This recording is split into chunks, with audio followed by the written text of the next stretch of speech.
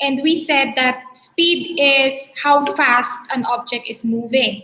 And we compute or we determine how fast an object is moving by dividing our distance with time. And we said that speed is actually what do you call that? A scalar quantity. So when it comes to scalar quantity, we have the amount of how fast an object is moving as well as the unit, pero it doesn't matter in which direction the object is moving as long as it is moving with this amount of speed.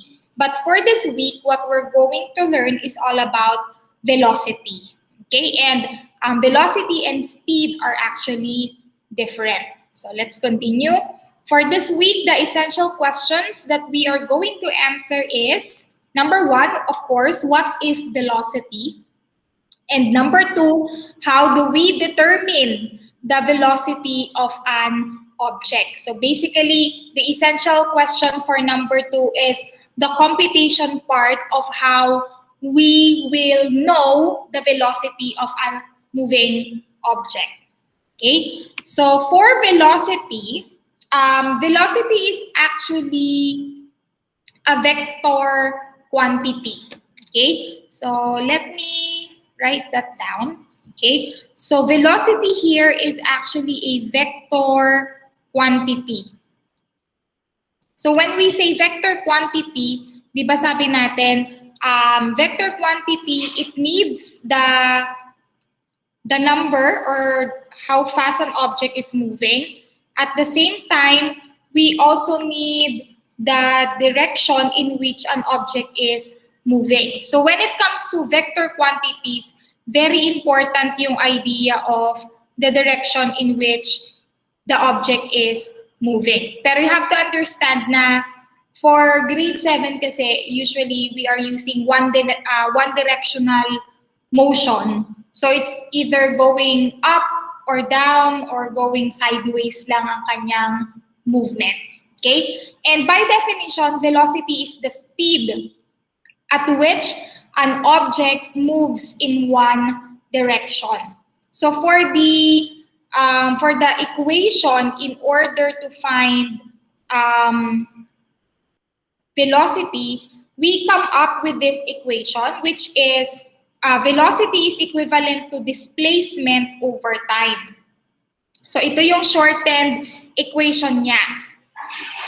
Okay? So we come up with velocity by dividing what we call as displacement, and you have to remember that displacement is already a vector quantity. So displacement itself, meron na siyang direction. And then we are going to divide it doon sa given time.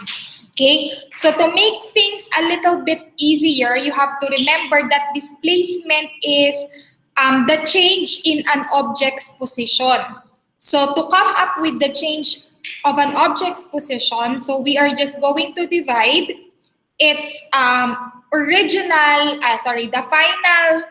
the final location, which is this, the x of f, and we're going to subtract that with the original or the initial point of origin ng isang object, which is yung x of 0, and then we are going to divide it doon sa final time minus doon sa initial time.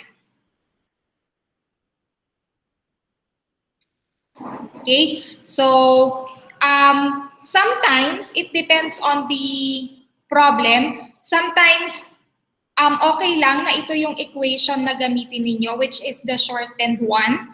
Basically, you just have to find for the displacement and then you divide it with time. Pero merong mga sample problems later on that we will encounter, and there will be some word problems that you will encounter during the exam na ang kailangan ninyong gamitin is itong equation na to. Kasi when it comes to... Bakit ano yun? Simple tapos... ito na, papaliwanag ko. Kasi when it comes to velocity, syempre, you will be asked to compute for the velocity, but not all the time. Minsan, given na yung velocity, ang hahanapin nyo is the time that she will finish moving. Or sometimes ang ipapahanap sa inyo is yung final location ng object after niya gumalaw with this velocity given. So kapag ang pinapahanap is just velocity, then you can use the shortened equation. Pero pag ang pinapahanap is yung location ng object, or sometimes ang pinapahanap is yung time that it took for the object to finish the motion. Saan yung mga triangle dun? Later on, I will give you examples in which you will be computing for the time or you will compute for the final destination. Pero it's better to take note of both of these equations kasi both of them are actually useful. Especially when you go to your higher years, pagdating ng grade 9 at saka ng grade 11, if you will be taking the STEM strand, mas nagagamit na itong yung longer equation kasi nagde-derive na sila ng other, other equation mula dito. So more of derivatives na siya in higher level, mas ginagamit na nila yung long equation. Pero for now, meron lang tayong simple examples in which you can get yung velocity ng isang object and then some simple examples in which you can get the time or the location of an object. Okay? Anyway, magbibigay ako ng examples for each. So, take note nyo na lang sa notebook ninyo on how they come up or kung paano na-compute yung answer na yon. At the same time, our discussion is recorded naman. So, you can always rewatch as often as needed pagdating sa YouTube.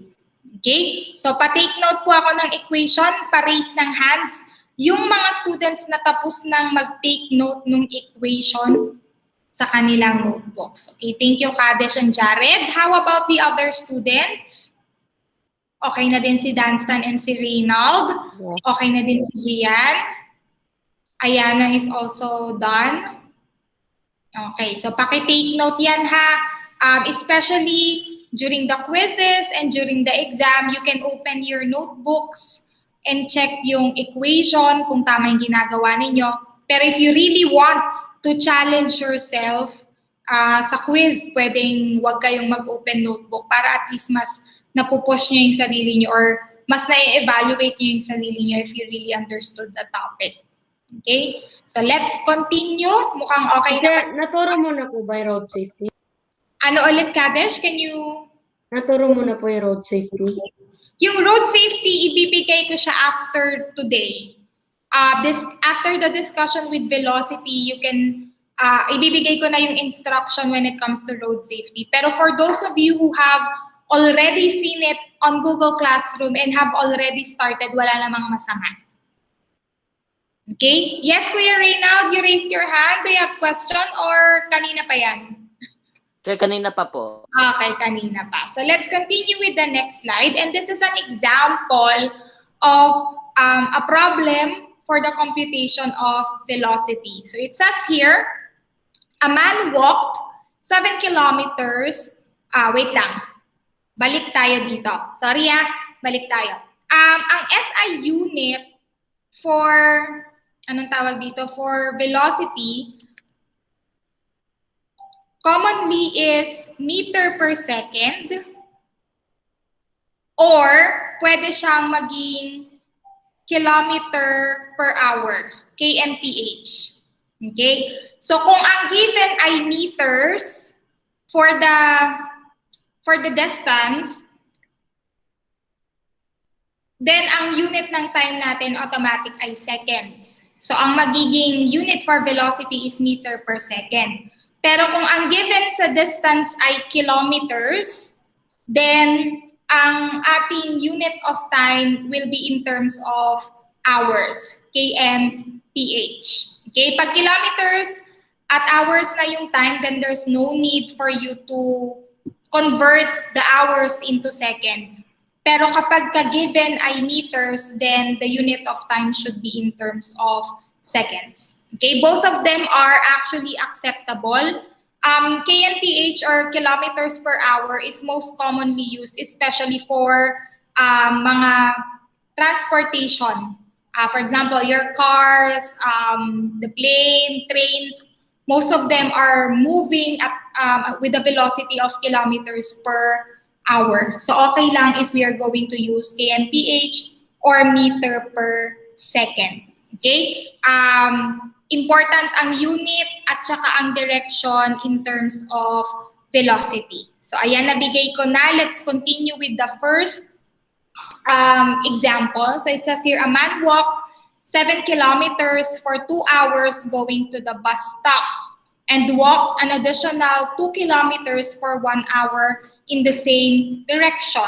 So now we are going to find his velocity. So hindi naman importante kung saan siya nagsimula. So we can say that this is his point of origin.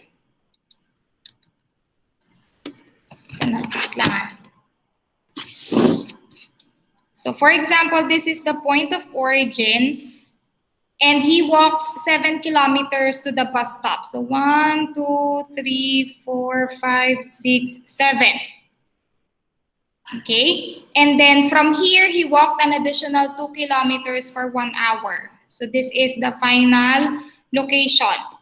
You have to remember that for this distance, he walked for how long? 2 hours. And then for the remaining distance, he walked for an additional hour. So now we are going to find for his velocity.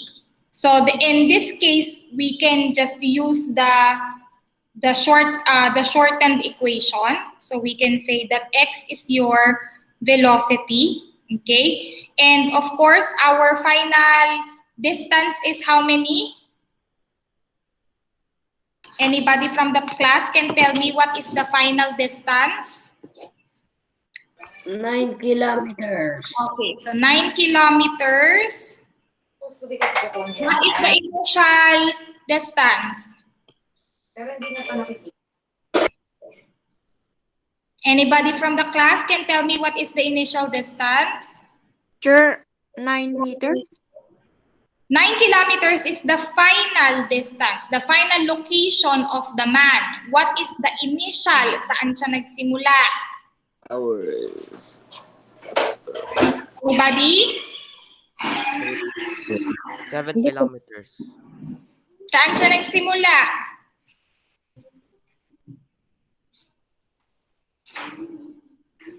Zero kilometers, of course. 0. We start at 0, and then he walked 7, and then he walked an additional 2 kilometers. So we finally came up with 9 kilometers as the final distance. Di ba yun yung ma-minus, sir? O pag minus mo na siya, then that's the displacement. 9. Now let's talk about time. What is the final time? 3 hours. 3 hours. Thank you very much. And what is the initial time? 0. Thank you very much. 0. Of course, we have to start with the 0 hour. And then he walked 2 hours. And then he walked an additional 1 hour. So now our final time is 3 hours. So now let's subtract. 9 minus 0 is equivalent to 9 kilometers. 3 minus 0 is equivalent to 3 hours. 9 divided by 3 is 3. 3. 3 kilometers per hour. 3 kilometers per hour. So now the velocity of the man is 3 kilometers. Kapag ano, sir, pag yung final answer, kailangan nung ganyan, sir. Yung kilometers per hour. Yes pa. Okay? And the direction is the same direction, going to the east. Papunta siya dito. It depends on where you started. But in our diagram, since we started here, ang direction niya is here, in the same direction. Okay? Hindi siya yung pabalik, sir, kung saan pumunta. Hindi, sabi ko kasi dito sa problem, di ba? He walked Sure, so 2 kilometers in the same direction. Sure, so i-divide po yung time tsaka yung distance, sir. John. Distance divided by time. Yes. Teacher. Ayan yung ating equation, di ba? This is our displacement. We divide it with time. So we come up with velocity. So this is the initial distance, this is the final distance minus the initial distance divided by the final time minus the initial time. So now we came up with displacement divided by time, and the velocity is 3 kilometers. Teacher, palagi ba siyang 0? Per hour. Okay? Yung initial? Siya palaging 0. Palagi pong 0 yung initial. No. Minsan nagbibigay ng initial time or minsan nagbibigay ng initial na location. It depends on the problem. In this case, hindi siya specified. So we can automatic yun. It starts with 0. Pero pag the problem will give you the initial time or the problem will give you the initial location, then it's not 0. Pwedeng ibigay, Sir. Yes po. It depends on the problem. Usually, yung mga problem na given yung initial time at saka initial location, yun yung mga problem na ang pinapahanap ay yung final time at saka yung final location. Pero kung ang hinahanap pa lang is yung velocity, we always start syempre with 0. Wala namang sasakyan na automatic 300 agad ang kanyang velocity. Even the race cars such as Ferrari, they always have to start with 0. Yun nga lang yung mga race cars kasi ninyo, mabilis yung transition nila from 0 velocity papunta sa 200 Electric car. per hour. Hindi katulad ng mga normal na sasakyan, it takes some time para ma-reach nila yung mas matataas na mga... Pero kapag electric car, Sir? Pag electric car, I think it functions more of like a normal car. Though, mas mabilis siya mag-accelerate, Sir. Iba ang acceleration sa velocity.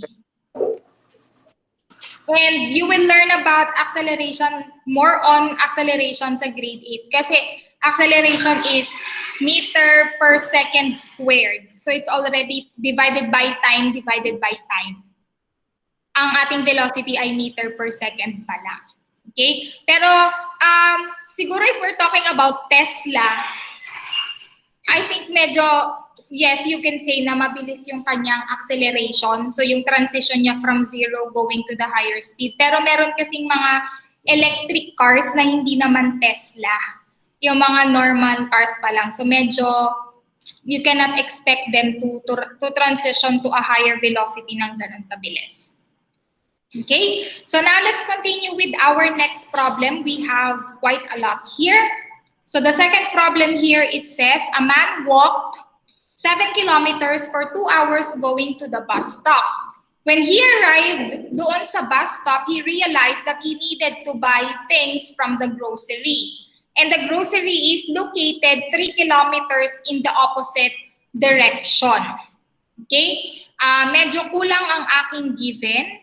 So let's say that he walked back dito sa grocery store, sabihin na natin 1 hour ulit. Yung walking back ng 3 kilometers, he walked back for 1 hour ulit. So now we are going to look for the man's velocity. So again, it doesn't matter kung saan ang origin natin. So if I want to start here, and he walked 7 kilometers to the bus stop. 1, 2, 3, 4, 5, 6, 7. So this is the bus stop. Hindi sinabi kung saan pwede pumunta. Kahit east or west. Wala, basta sinabi lang niya in one direction. Eh di kahit ano. Yes, pwede ka magsimula dito, papunta doon. Okay lang. Okay? So this is 7 kilometers. Pero when he reached the bus stop daw, he realized that he needed to buy some things from the grocery, and the grocery store is located 3 kilometers in the opposite direction. So now he is in the bus stop. he has to move in the opposite direction for 3 kilometers. So 1, 2, 3. So now this is the grocery store. 3 kilometers. Yung 7 kilometers, he walked for 2 hours. Yung 3 kilometers, he walked for an additional 1 hour. So what is the velocity of the man?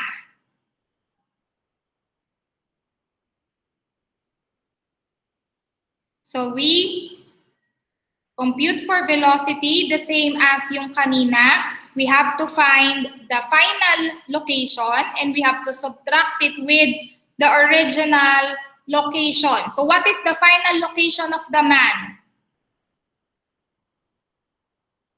Sir, Anybody? 4 kilometers po. 4 Thank you very kilometers. much. 4 kilometers. What is the initial location of the man? 0. 0.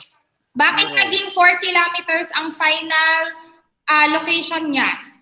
Sir, He went back. na-subtract kasi yung distance niya kasi, sir, bumalik siya unti. Okay, so bumalik pa yung 3 kilometers. So basically, ang displacement lang na mini-measure natin ay ito. Itong original na location niya at saka itong final location niya. So itong maiksing area lang dito yung mini-measure natin. So this is the It looks like a face. men. Okay? And then our time, final time, what is the final time? 3 hours. 3 hours. And our initial time, 0. 0 Zero. hour. So now let's subtract 4 kilometers divided by 3 hours. What is our velocity? 1. 1. Point. 1 point. 1.2. 1.3 then. Meow. 3 then. 1.3 3. 1.33. And the unit? Kilometers per hour. Okay. So who got it correctly? Me. So far, naiintindihan natin grade 7. So, iba Yes. po sa original na iba siya dito. Ito ay 9 kilometers kasi yung dalawang movement niya is moving towards the same direction. Pagdating dito sa second example natin, yung pangalawang movement niya is already moving in the opposite direction. Kaya mas mababa yung kanyang final na distance or final location. Teacher, ano po ulit yung tawag sa mga gantong diagram dyan? Yung parang ganyan. Anong parang ganyan? Parang may Sir, boxes. Sir, tinan mo, sir. Yung dito, sir.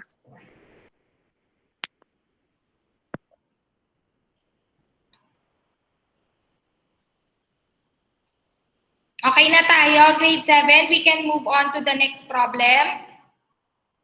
Nakopya na sa mga notebooks yung ating sample problems para meron kayong babalikan later on. Okay, sige. Let's continue to the third problem.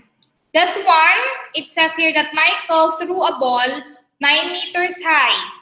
If it took 9 seconds for the ball to reach 9 meters, what is the ball's velocity? I'm going to give you 2 minutes to find the velocity of the ball, and your 2 minutes starts now.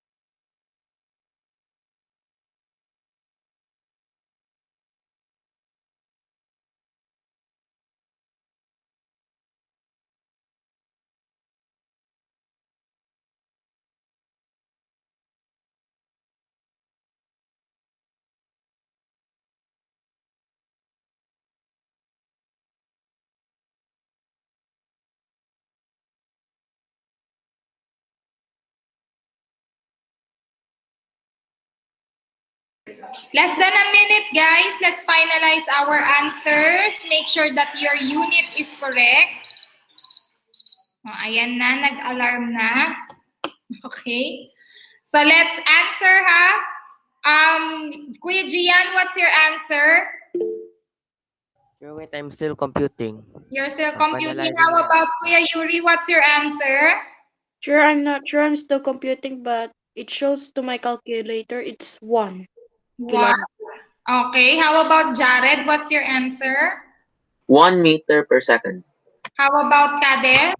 0 meters Zero. per second. Bunny, what's your answer?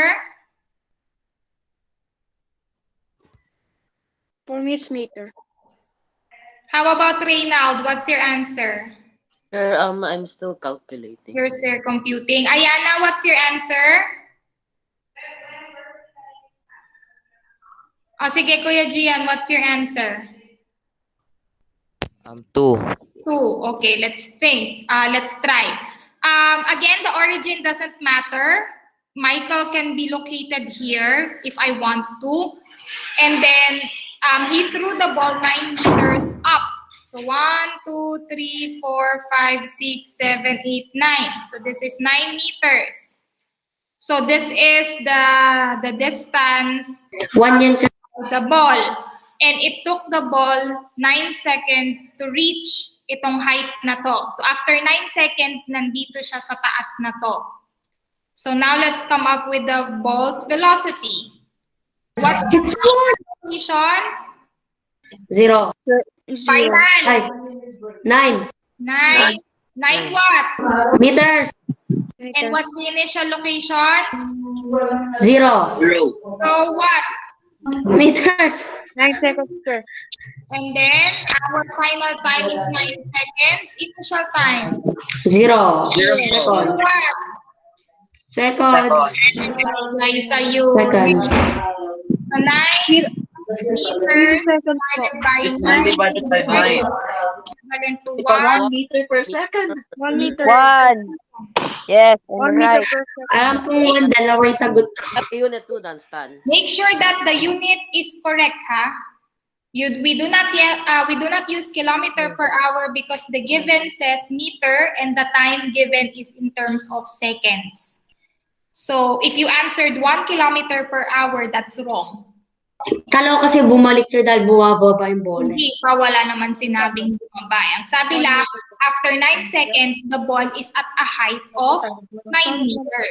Dalawa yung sagot ko, sir, may 1 meter. Okay, the answer is 1 meter per second. Kuya Yuri, did you get the right unit? Ay, di ko alam. Yes, sir. 1 meters po. How about Kuya Jared? Did you get the right unit? Apo. Yes, okay. So if you got the right unit, then you got the problem correctly. Okay? So let's continue with the next one. Okay, this one is a bit different. So it says here, John, syempre he is on a car. He is driving 120 kilometers south for 2.5 hours. And then after 2.5 hours, he drove 150 kilometers to the east for an additional 1.5 hours. So what is his velocity? So let's look at the Cartesian plane. Let's say, for example, that I want John to be located here. So this is his point of origin. And it says here he drove 120 kilometers. So let's say that's 12. 1, 2, 3, 4, 5, 6, 7, 8, 9, 10, 11, 12. So this is 120 kilometers south. Kasi south is going down, di ba? And then he moved in this direction for 2.5 hours.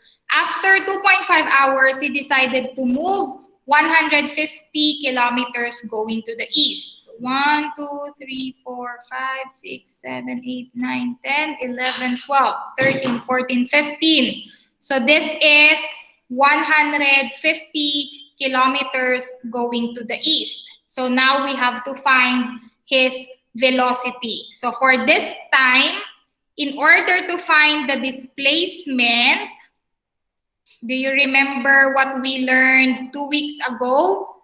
You have to find the displacement dito sa area na to. Yung short area between the initial, the point of origin, at saka yung final location ng car. So once you have come up with the displacement, then that's when you will divide it with time. So Sir, for, I'm just asking po, Sir. yes. Kung pupunta siya sa south, tapos pupunta siya sa east, nagano ba siya, Sir? Nag-opposite direction. It's not an opposite direction, but he moved in a different direction. Sige po, Sir. So, Okay. subtract So po for siya, this add po. time, I am going to give you 5 minutes to come up with your velocity, and then we are going to check if what you did was right to come up with the velocity. Your 5 minutes starts now.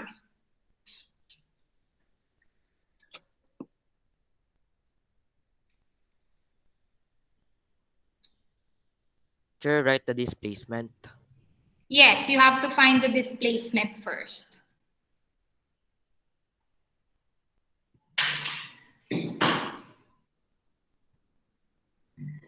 You can use your notebooks kung meron kayo yung mga notes from our last discussion on displacement.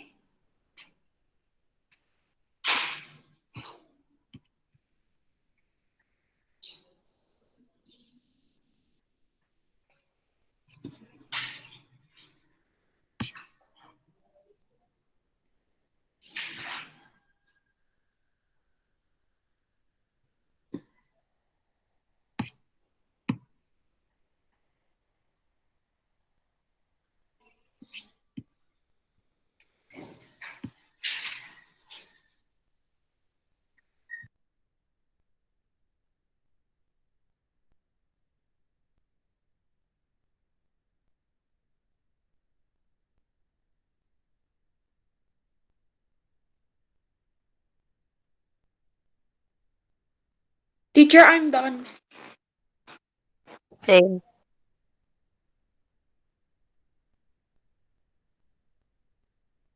Teacher, can I go to the CR real quick? Yeah, sure, you can take a bathroom break. We still Thank have you, 3 minutes for the rest of the students who are still doing their computations.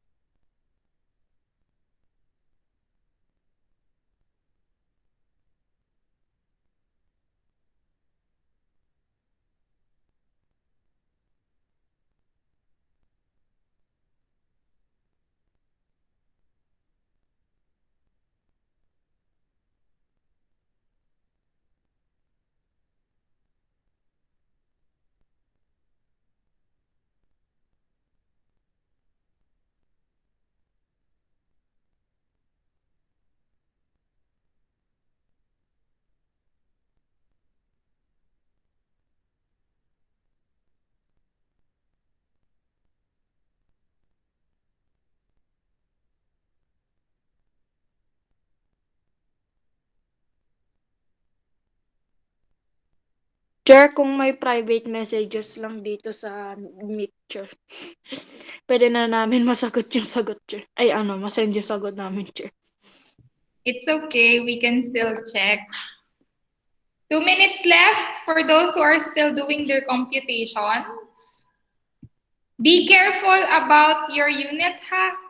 And then double check if you used the right equation in finding the displacement of John.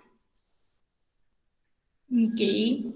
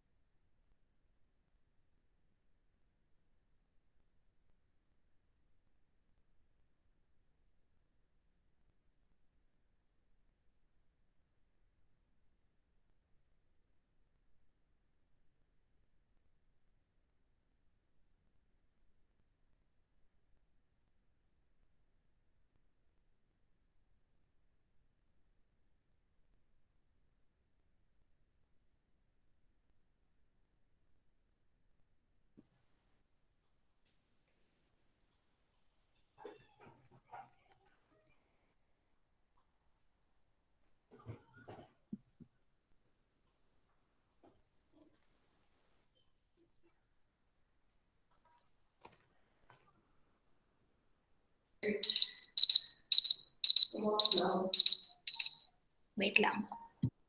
Tsaka di ko nasagutan na nakalimutan ko paano gawin yung triangle. Okay, so ayan na. Kasi 'di ba when we look for displacement, we can either subtract the final location with the initial location. But in this case kasi, since pa-triangle yung kanyang movement and we are going to find yung shortcut between point A and point C, so now our displacement is equivalent to the, what's the equation? Sinong nakakatanda? X squared plus Y squared and then square root? Thank you Square very root. much. The square root of x squared plus y squared. Buisit, alam ko na yung gagawin, nakalimutan ko pa yun. Okay, Na so nasa notebook ko, Chair, kala ko di-divide. Nakalimutan ko square root. kaya nga sabi ko sa inyo, if you have your notebooks there, you can actually open it. So what Hindi, is Chair, nandiyon sa Chair, pero di ko. what is the value for x? Anybody from the class, what's the value for x? 120. 150 100. kilometers. Okay, so 150 kilometers squared plus what's the value for y? 120 kilometers. 120. Kilometers squared. So now, let's square 150. 150 multiplied by 150 is 22,000. 500. 500. 22,500.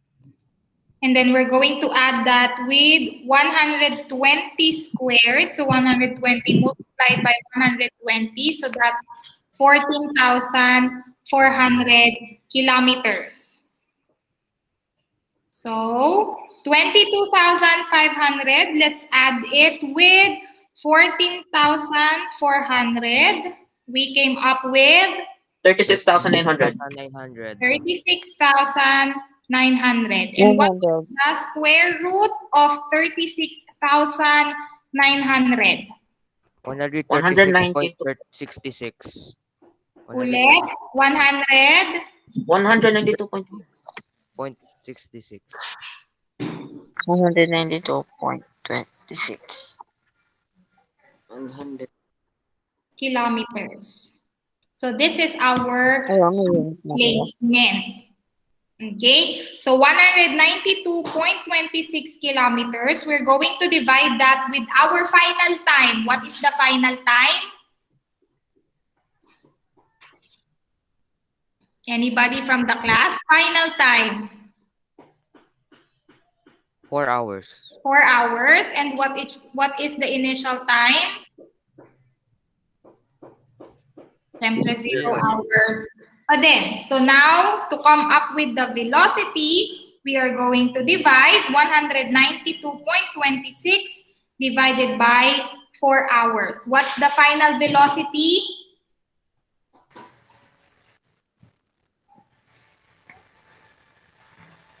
Anybody? 48 or 48.21 kilometers per hour. 48.1 Zero. or 06 or 48.1. What's the unit? Kilometers per hour. Meter. Kilometers per hour. Okay. So, kung sino yung nakakuha ng tamang sagot, raise your hand. Oh. Jared, you have the right, Tumabay ako, Chair? ano tawag dito, equation for displacement, but did you get the final answer correctly? Yeah. Yes? Wait. Wait, bakit? What? What? What? Siya kasi yung nagbigay ng 36,900. displacement. Ay. What? What went wrong? Baka nakalimutan niya gawin yung ano, Chair. Yung sa hanapin na yung velocity. Hinanap mo lang yung I displacement. square root part got me confused. Ah, okay. So, na-square mo siya, pero hindi mo na na-square root. Wait, I got the square root. 36,900 is 192.09. Never mind. 36,900 is the summation of 150 squared plus 120 squared. You still have to find the square root of I 36,000. did square root. You did not square root na. Okay? No, I did. My calculator is being confusing. Okay, sige. Pero at least you have the right idea on how to find the velocity in this problem. Okay, so you have to remember that in this case, if we're going to find the hypotenuse of the triangle or yung pinaka-shortcut between point A and point C, displacement is equivalent to the square root of x squared plus y squared. Okay, so hindi kasi siya yung diretsong linya lang na moving from the left going to the right or moving up and moving down. So it's already a combination of two directions. This one is going down tapos going to the right. So don't forget this equation. We learned about this in one of our discussions. I'm not sure if it's uploaded on YouTube, pero Wala siya. I do have a recorded discussion nung meeting natin na yon. But I think ang agreement natin during that time is I will just give it for those who were present during that time. Okay? So ayan, so sana natandaan na natin. Can we move on to the next slide? Okay na bang kopyahin? Tapos na bang kopyahin, grade 7? Pero Just yung solution na kinopya ko, yung because it's fine. 2 plus 4, 2. Okay, it's fine. So, careful Ay, tayo when it comes to using the equation, ha? So, Jared almost got it correctly. So, this one, the example is, it says Michelle walks 10 kilometers every day and her velocity in walking is 5 kilometers per hour. So now we are going to find how long does it take for Michelle to walk Sir, time po yung tinatanong ko. kilometers with the velocity of 5 kilometers per hour. So I'm going to give you, I think 3 minutes will be enough. 3 minutes to find how long it takes for Michelle to walk this far with this speed. And your 3 minutes starts now.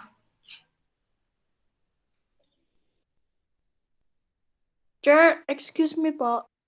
Yes. Tinatanong ng question, sir, kung ano yung time, sir. Yes po. Given ang velocity, given ang distance, we just look for the time.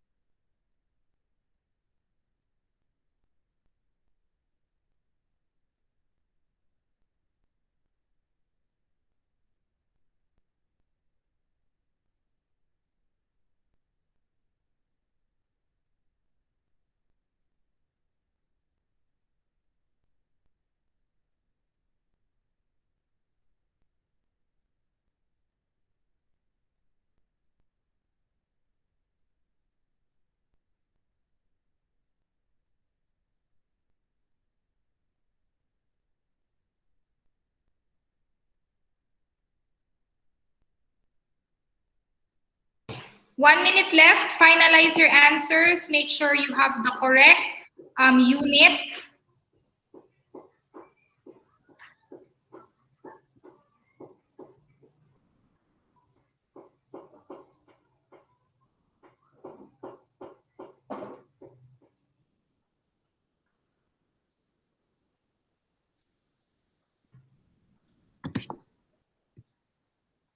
Less than a minute.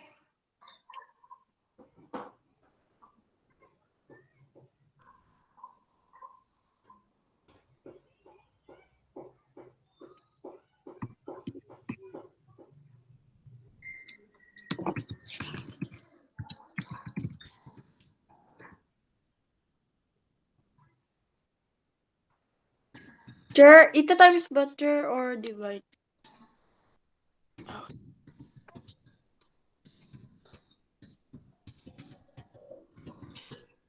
Sagot ko, sir, pag i-divide, sir, 2 hours po pag i-divide, sir. Pag times, sir, 50 hours po. Kuya, check your equation. And then come up with your final answer. Alin dun sa dalawang yun ang tama. Hindi pwedeng dalawa ang sagot. Teacher, hindi ko gets yung equation kanina, yung mahaba yan, di ba, sir? No, this one is, okay na yung, Sir. yes. Okay lang yung maliliit yan, sir? Yes. Okay lang. Okay, so let's start. So it says here, Michelle walks 10 kilometers every day and her velocity is 5 kilometers per hour. So we start with 5 kilometers per hour.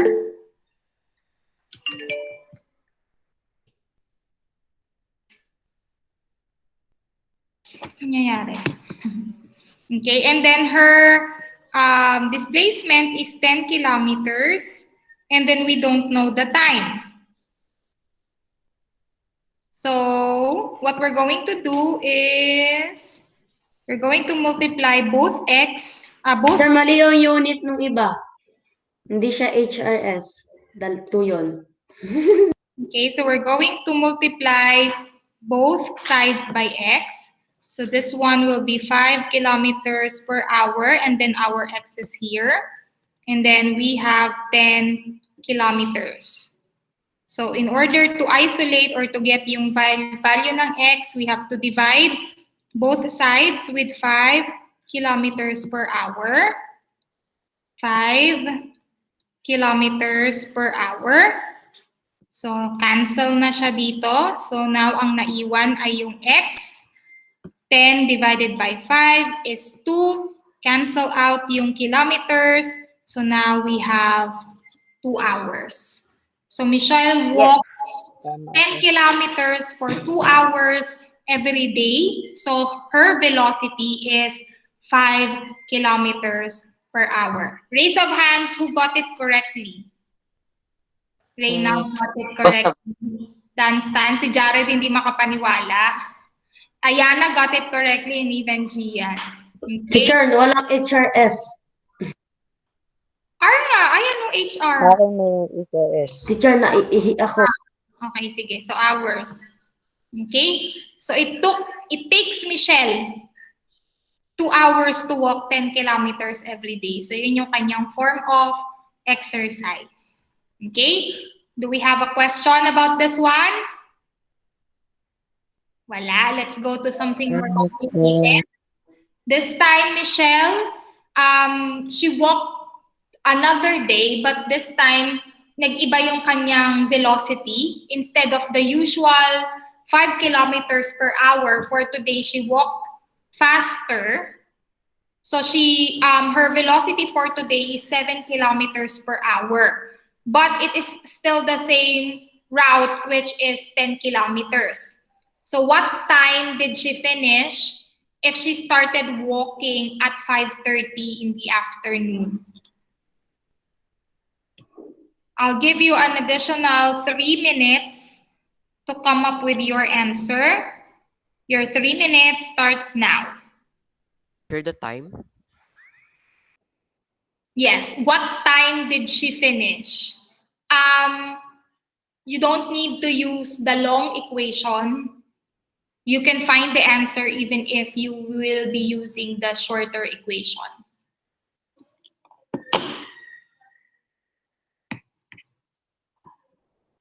So very similar to the computation that we did earlier.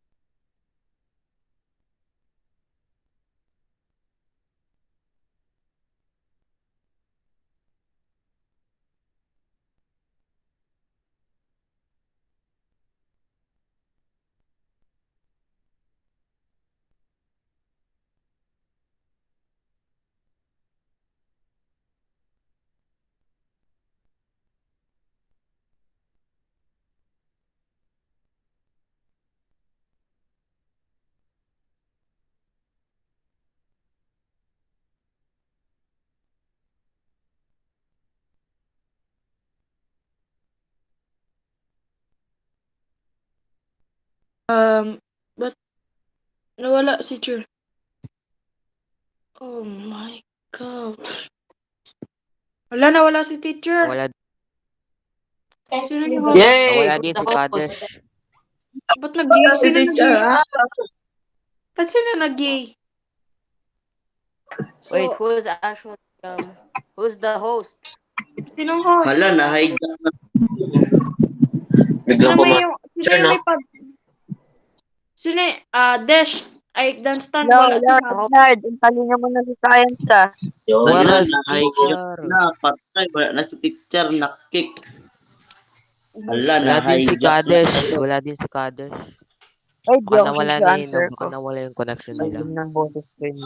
Ang Wala, lalim ng na-hijack boses ko. Dunstan, I don't Uyo. think Len, no. Len. Shush! Okay, yeah. Oh. Leonard, ang talino mo na. Kaya, ni, Sana all. ano, Ano nga? Tapos tayo na sa pinapagawa ni teacher, ma'am. Uh, Nawala siya. wala naman si Egan. Okay. Talino mo na kako, Len. Nawala na ata siya ng kuryente or wifi. Yeah, probably. Naputulan na Baka sila. nag-vlog si ma'am. Ay, oo, blackout. Hindi Blackout, man. nag-skip yung... Nawala na Oh. ata sila ng kuryente. Wait, baka nag-freeze ng Oh, lag no. si ma'am kasi hindi na nag-beep yung alarm niya, diba? Tagal nang hindi nag-beep. Kaya baka nag-freeze na siya. Hindi Baka ka, di- ano, Blackout, sabay eh. sila sila. Nawalan sila ng kuryente. okay, why is it still recording? Alright, who has the host? No, no Me. one has the host. 0.7 yung Wait, sagot ko eh. Or Kasi pag recording? dinivide mo yung 7, tapos sa 10, ang sagot niya is 0.7.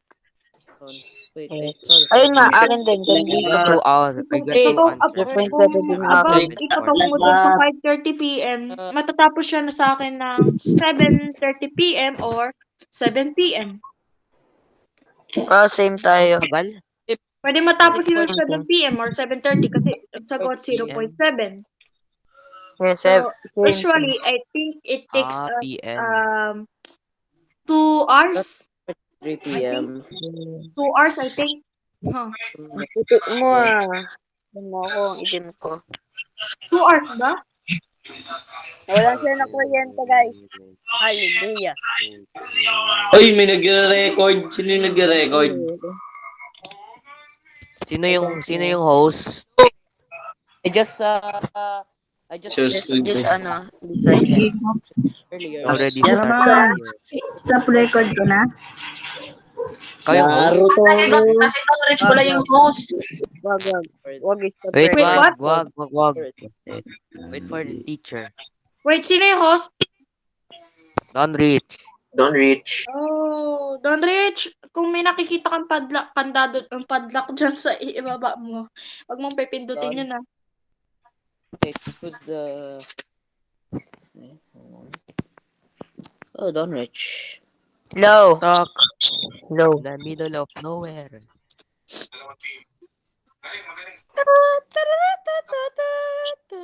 Zero PM. Ay, nabalaw na.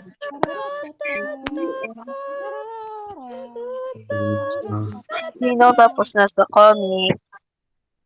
Asya naman. Tapos pa lang. Nice. Asya naman.